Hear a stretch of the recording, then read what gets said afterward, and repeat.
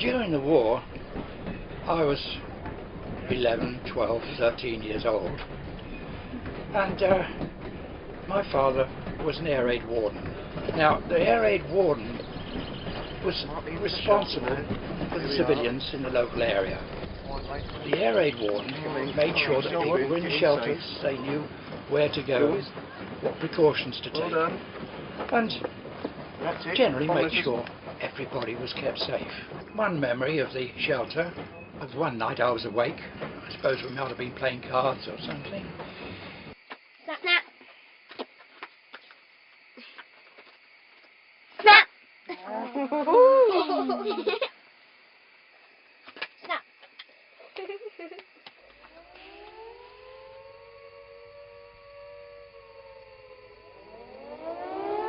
And we could hear the bombers going overhead.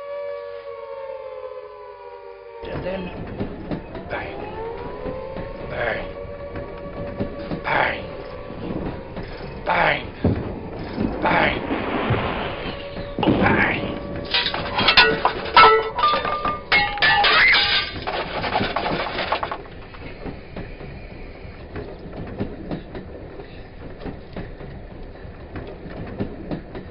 And then nothing.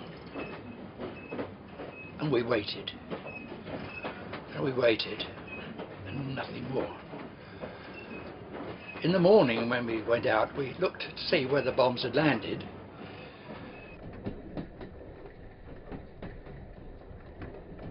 And we worked out that if there had been one more bomb in that load, we'd have been right underneath it. Luckily, I'm still here to tell the tale. The first real event I remember regarding the war was on the 27th of April 1942, which was the first really big raid on Norwich. I'd just moved into a flat above my grandfather's shop. He was a hairdresser and he kept a shop on St Augustine's in Norwich. I'd recently moved in with my mother into the flat above the shop. It was just 2 rooms really.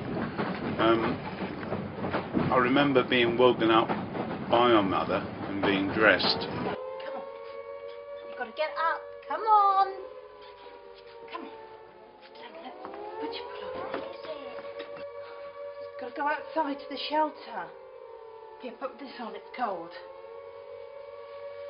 Where are your shoes? Told you about your shoes. There we are. Right.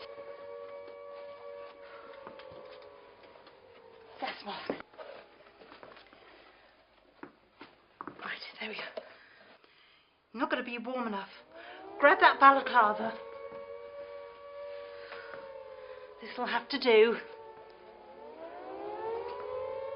Well, downstairs into the shelter. There was a warden there sort of directing people into the shelter, and we quickly ran in.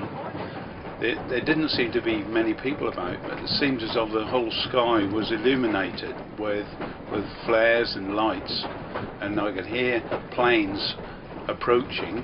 We found a seat on a bench, and my mother put her arm around me, and suddenly... Come on, let's go. Why? Oh, don't ask why. We're just going to go. Go. The warden tried to stop us at the door. Look, it's not safe. I don't care, I'm going, right, I'm going.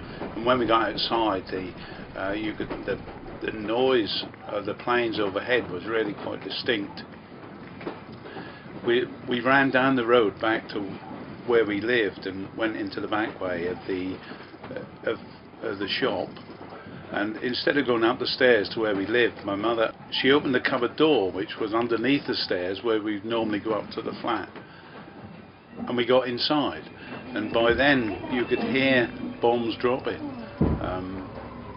You could feel them coming up underneath. They seemed distant at first.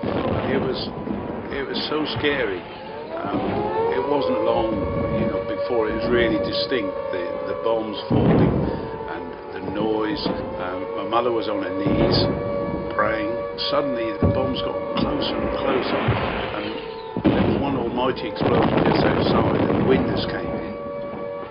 It seemed as though boxes and dust and everything fell down around us, and Mother was still praying, and I felt as though I needed to take care of her because she seemed to be more scared than I was. Everything's gonna be alright. I don't wanna die.